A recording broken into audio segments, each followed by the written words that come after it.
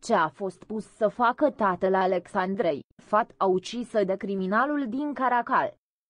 Ies la iveală detalii halucinante despre cazul criminalului din Caracal.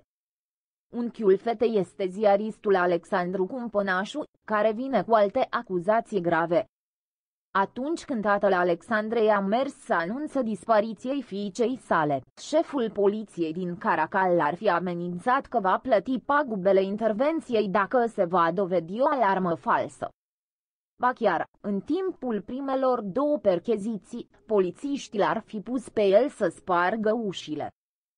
Sunt dezvăluirile făcute chiar de către Alexandru Cumpănașu, care și-a exprimat revolta cu privire la modul în care autoritățile au tratat acest caz încă de la început.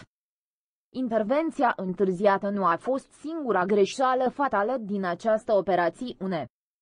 Deși în țara noastră a fost introdus un sistem de alertă națională în cazul persoanelor răpite, în acest caz mesajul de alertă nu a fost trimis.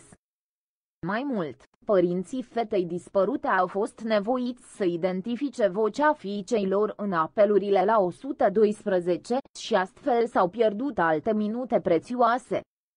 Consiliul Superior al Magistraturii a reacționat în cazul Alexandrei și a cerut Inspecției Judiciare și Secției de Investigare a Infracțiunilor în Justiție să verifice modul în care a acționat procurorul de la Tribunalul Caracal.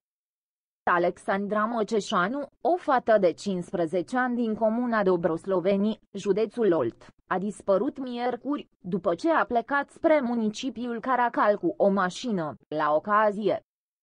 O altă tânără a dispărut în condiții similare, în urmă cu 4 luni.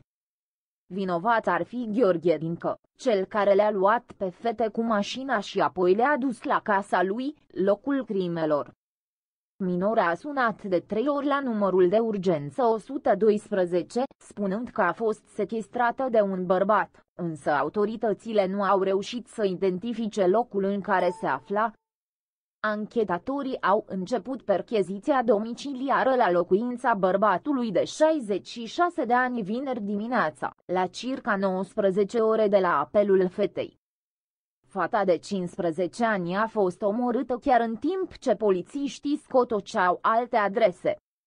A murit așteptând să fie salvată, după ce a dat poliției numeroase indicii cu privire la locația unde se află.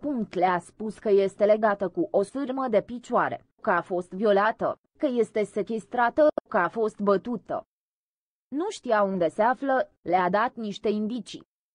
Le-a spus tot ce a putut ea, caută adrese acolo, tot ce a putut ea. Iar poliția, în înțelepciunea lor, credeau că nu este fata.